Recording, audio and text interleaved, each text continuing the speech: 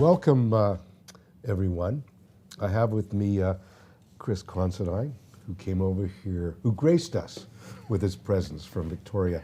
Mr. Opal was to be on the show. He sends his regards and apologies. He inadvertently double booked for himself, a very busy gentleman. Chris Considine has had a storied career in law. And Chris, you've always struck me as a true Renaissance lawyer and a true explorer. You exemplified work-life balance well before its time and excelled at both work and at life. Chris has traveled from Strathcona Park to the Himalayas, contributed to organizations from the Victoria Film Commission to Big Brothers, to hospital foundations, symphony associations, and environmental groups. Chris was a member of the 1998 Canadian Everest expedition. All this while arguing some of the most important cases in the country. Chris, again, welcome to the show. Well, it's an honor to be here, Jeff, with you.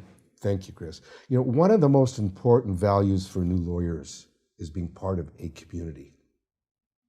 And I could spend the whole show listing your community involvement. What is it about you as a person and a lawyer that motivates you to be engaged so much in the community? No, I think that law encompasses so many aspects of life, and the more you get stuck into your community, the more you bring from the community to law, which helps your clients, because you learn from all these other people. You can reach out to other people in the community when you need information, a favor, evidence, whatever. Secondly, I just really found it interesting working with people in the community. And I first started off working with kids and doing TV show, judging inter-school debates, which was fun to do. You're helping young people learn to get their feet in terms of a speaking environment. And then I migrated, a lot of my work has been done with education, taking kids for outdoor educational trips, mountain climbing, sailing, those sort of things to do. And I got a lot out of that. And I think that by you bringing something to them, that those young people also learned from what you could bring to them. I would sometimes, when I was working with groups of kids, I would try out some of my jury speeches on them first, just to see what they thought of the jury speech, and then correct based on some of their comments. Did they actually stay in the room? Yeah, well, they fortunately they did. I was lucky enough to have them do that. How did you find time for all this? I think it's, you don't make law an 8-hour job. Just embrace it as something that's a fascinating part of life, and that you add these extra components to it, which you'll enjoy. And I think that the people in the community appreciate your help. Okay. In the February 2022 edition of Canadian Lawyer magazine, almost 2/3 of the young lawyers surveyed cited work-life balance, workplace culture, and inflexible working conditions as a concern. 50% of those surveyed, amazingly, said they were likely to move to a new workplace. I think we all agree that times have changed, and with that change, the priorities of young lawyers. And that's the reality of the profession today. So accepting that reality, Chris, what would you say to a young lawyer who asked you for coffee, and then this morning I added in, or better yet, a beer at Irish Times on Government Street, and said, what if this young lawyer said, I've always wanted to be a lawyer, but I'm considering leaving the profession for the reasons I just mentioned from the magazine? And they said, what should I do, Chris? That's the way I feel. Yeah, well, first of all, accept the invitation to coffee or the Irish Times, Jeff. But more importantly, law for all of us has frustrating points. We get fed up with it. There's so many hours we put into it. It threatens our relationship sometimes. You feel you're not getting out and doing other things that you want to do. Those are very common concerns that occur. But what I would say to young lawyers, and I've had those sorts of questions with young lawyers before, is to say, look, first of all, we do have to work hard at some points in your career. You're preparing for a trial, for instance. It's going to take a lot of your time. Don't give up. Try to take a big picture approach, which is to say, I've got a certain finite period in my life here on earth. I want to do certain things, whether it be law, but also add into other things. So just make time. What I try to do is I just book the time off, and I say, I'm going to take that time. I'm going to go on a trip or an expedition or whatever it is. If I have to manage things remotely, we can do that today with our telephones. So I've been on top of mountains in howling gales, fortunately with a signal, so I've been able to still go back to the office virtually and do what has to be done. But I couldn't do that if I couldn't go use electronic medium in order to go climbing or something of that nature. So don't give up. I also think it's really important, if you're getting frustrated, is to just take time out and go for a walk. Go for a hike, go walk on a beach, go find a good book. Whatever it is that helps you relax, take your mind away from it, and then you'll come back to it with fresh appreciation. If you're really fed up with the work culture, don't put up with the work culture. Life is too short. It's not worth doing that. So if you can't change it for the better, then I do think it's time to move on to another environment you're going to be comfortable in, whether it be law or something else. Right. You know, what's always struck me since I've known you is that you exemplify a passion for the profession. And what is it about us, our profession, that makes you feel that way day after day? There are probably a variety of reasons. I love helping people, helping them through their troubles, and I think you'll hear that from a lot of lawyers. Yeah. There's the intellectual challenge. There's sometimes a sense of a fight, being of Irish background. I can't go out there and fight with my fists, but I can fight intellectually and try to find a solution for somebody. So I think it's a helping. It's maybe helping people change society a little bit. The Sue Rodriquez case was the classic example of that, I think. Okay. So are there times in your career when you felt differently? About practicing law? Yeah. When that passion has subsided, not because of age or experience, but just for other different reasons. Sure. There have been moments, so if you've had a bad result on a case, I remember one case I had where my clients were convicted even though, probably they were correctly convicted, and I felt very disappointed. I was sad about it because I'd put my heart into it. But as one very old senior person said to me, look, don't worry about it, Chris. Go get a good night's sleep, have a whatever you want to do, just relax, and it'll all look better. You can say whiskey. Yeah, okay. I wasn't sure I was allowed to say that. You can say whiskey, yeah. Okay, have a whiskey or a beer. I wouldn't go into the drug sphere. I'd No, stick with just the whiskey or the beer, and or the wine or whatever. Go do that. Just relax, have a good sleep, and it'll all look better in the morning. And so that's how I got through it. But I still like meeting the clients and doing what we do as lawyers. What's your favorite part of what we do? Making a difference. Okay. Making a difference. Making somebody feel better, helping that person, and when they appreciate what you've done, that feels good. Okay, but that's on a micro level. Is there anything on the macro level why you like our profession? Having the ability to somehow help change our society. And I think that the Sue Rodriquez case was probably the best example of that for me. And we're going to talk about the Sue Rodriquez case as the show goes on. Yeah. Chris, one reason I wanted to have you on the show, and we spoke about this, is because of your role as commission counsel for inquiries, a role that not very many lawyers get to enjoy. And can you tell us about a few of the inquiries and commissions where you've acted as counsel, and exactly what is the role of commission counsel? I think it's a really important role as commission counsel. And the most recent one we've seen is the Cullen Commission on money laundering. I was not commission counsel there, but I've been commission counsel involved in a number of different ones, BC Hydro Inquiry, etc. And the role is to herd all the cats, basically. You've got the lawyers who are representing their various clients who have certain agendas. So you've got to try to organize them and build the trust from them in you when you say something's going to happen, that's accurate from an organizational point of view. You've got to help the chair or the chairs of the commission keep the focus, a narrow focus. What is the job to be done? Otherwise, it can expand way too much. You've got to form a good relationship with the other participants who may be involved in the commission itself.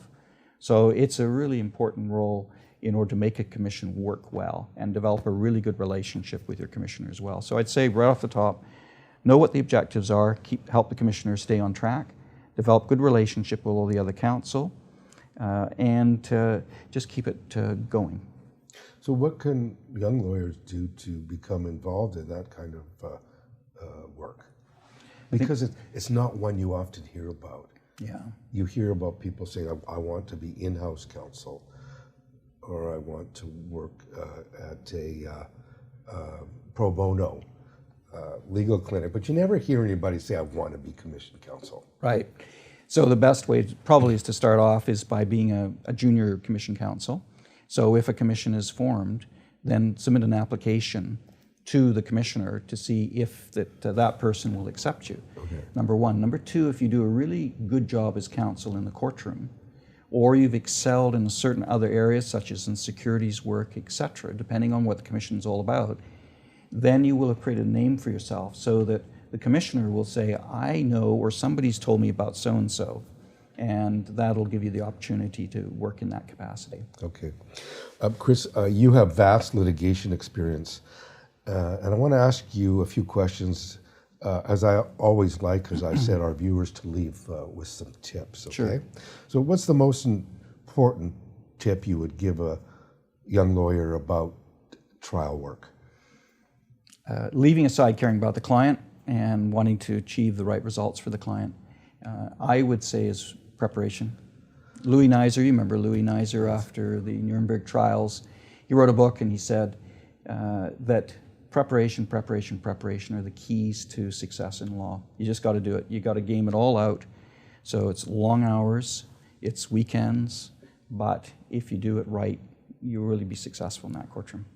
Same for appeal work, or is there any other tips you'd like to say?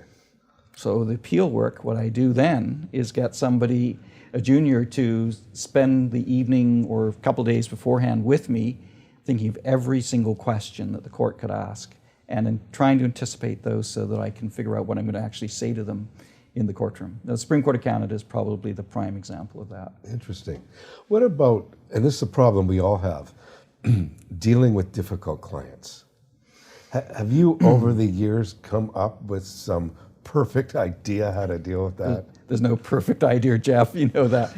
But what I do is I'll sit down with, I think communication is really important with clients, so I will sit down with the client and I'll say to the client, this is my opinion, here's why, ask me any questions you want, number one. Number two, if the client's being really difficult still, I will write and not prepare to follow my advice, then I'll give them the option. I'll send them a letter saying, this is my strong advice, here's why. If you don't like it, please go and see other counsel. Finally, if they're really, really difficult, fire them.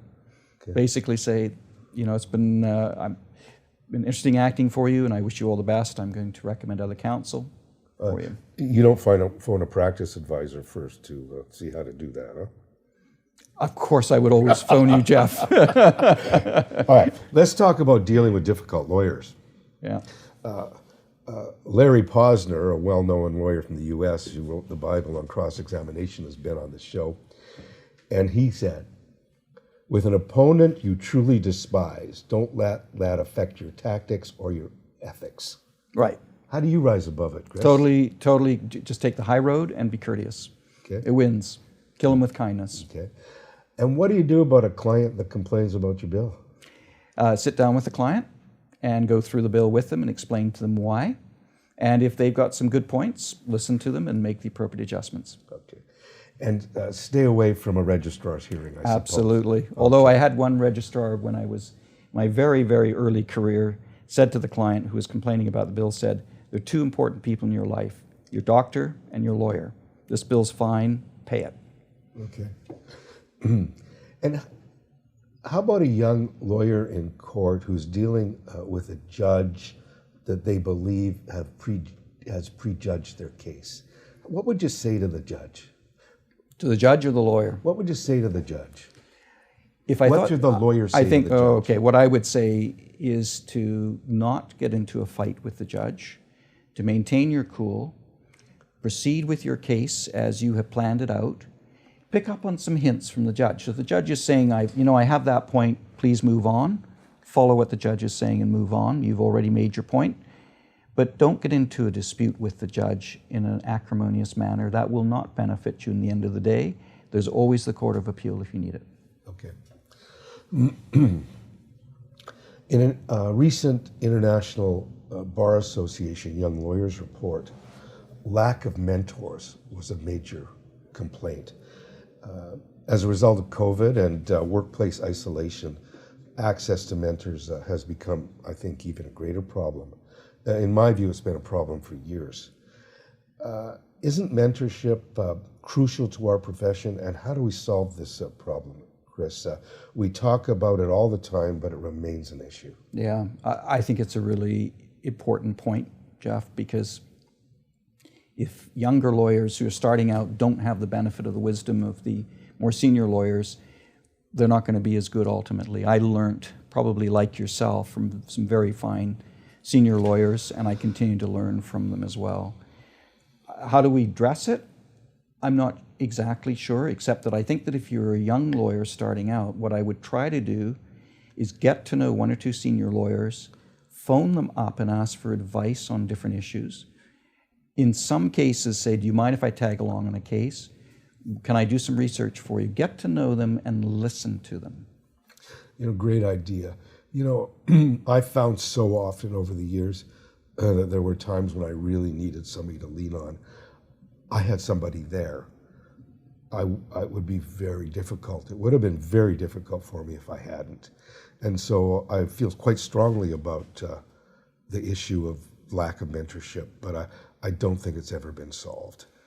No, but I think we have to remember our profession is in some ways, we are practitioners in the same field, and we should, in the greater picture of a family, in a way, say, okay, I'm there to help you. If I'm a senior person, you need some help. If you're a junior person, you need that help, then reach out for it. But I think it's a great idea to ask to tag along and be aggressive about that. Yes. Okay. Yep. As I said, I interviewed Larry Posner on the show, and as you know, he wrote the Bible on cross-examination called Cross-Examination, Science and Techniques. I'm sure you didn't have to read that. Can you comment on some of his nuggets of wisdom? They're very interesting. Preparation is still the greatest technique for winning, he says. Totally agree. Okay. What I do is I go through all the evidence and then tease it out as to what's going to help. Okay. And then he said, talking to the press about your case is at best a break-even deal. The coverage will burn you as often as it will benefit you.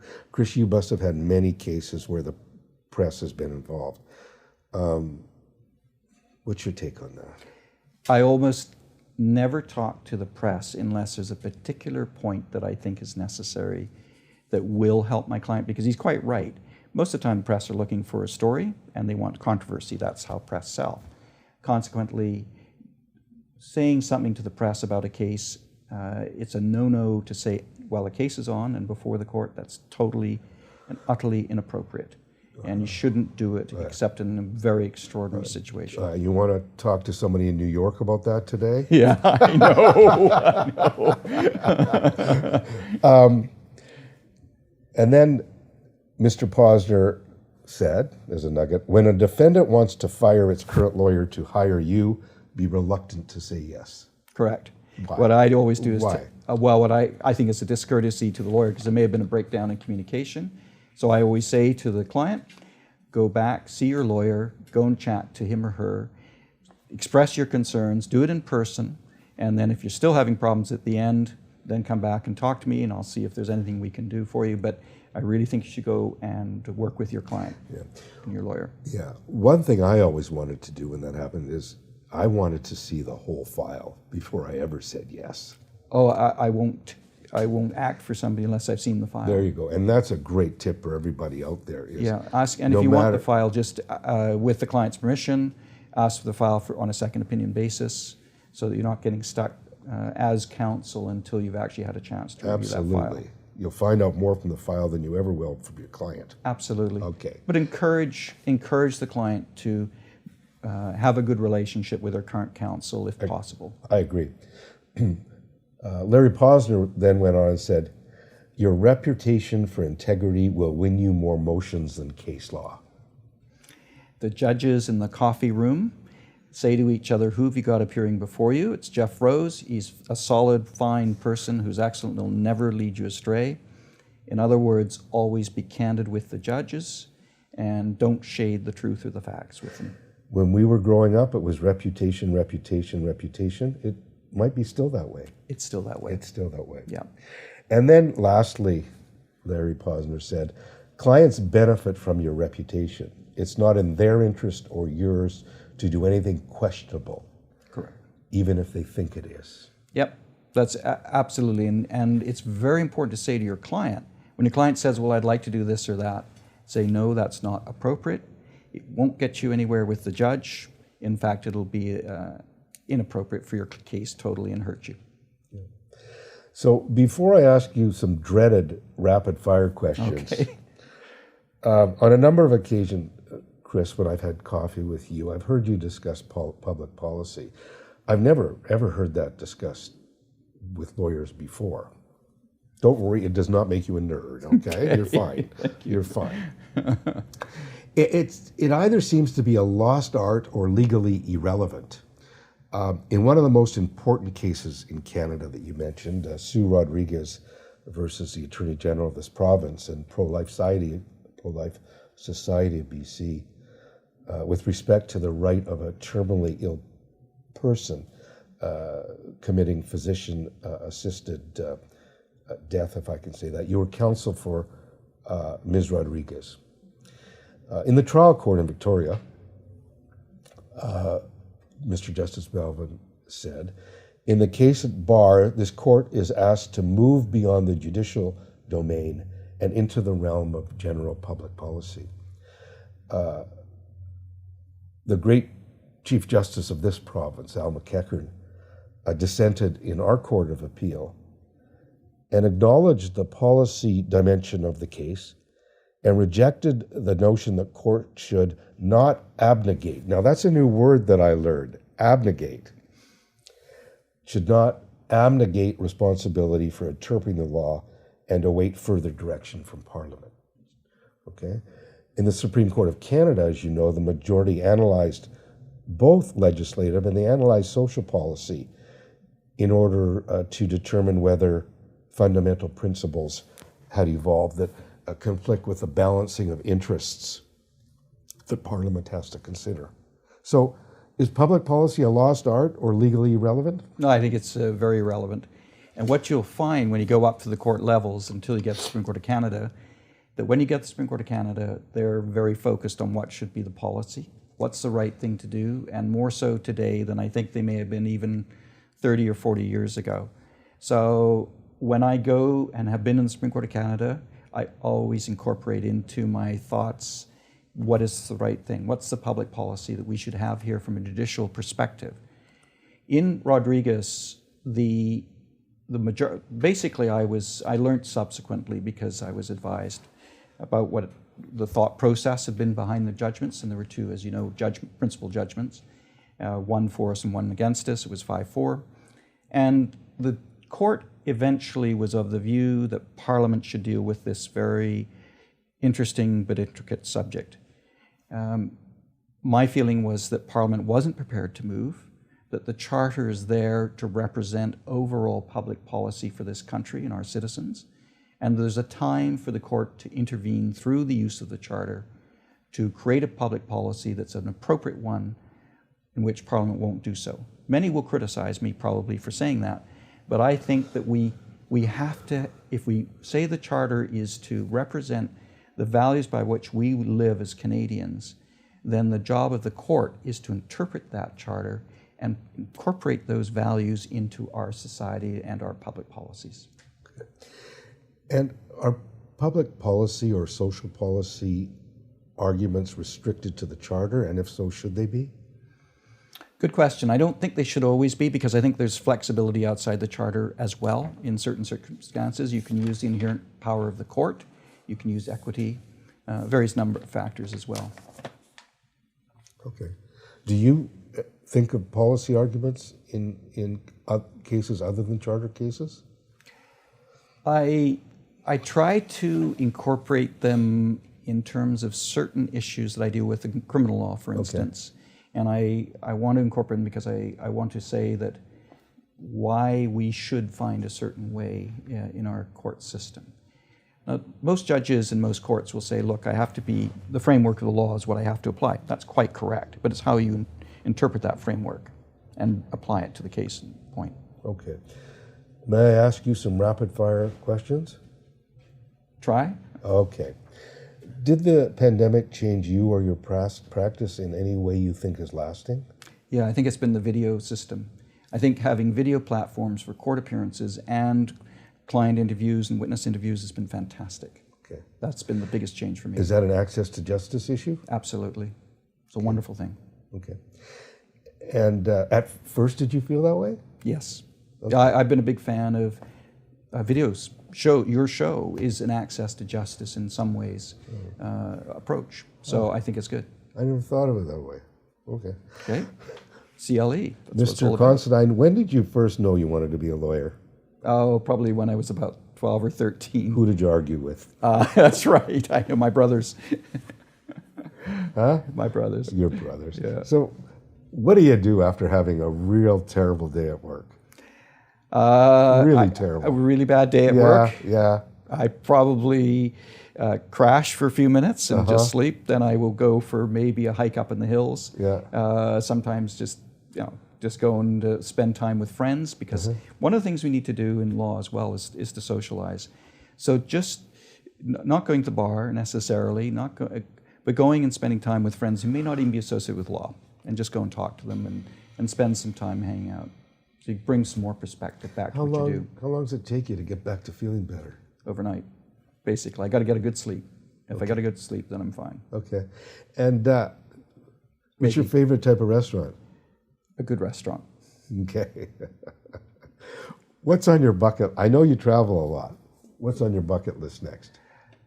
Is to go to the far reaches of Nepal into what's called the Mustang region, which has not a lot of people go there. It's a very old Buddhist area. There's a lot of old Buddhist temples, cave dwellings, so that's where I want to go. Interesting.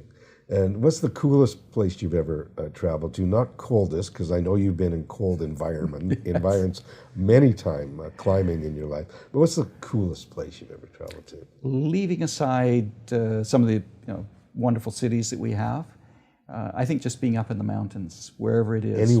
Anywhere in the mountains is fantastic. Brilliant, because you're in places that not that many people have been to. You have adventures.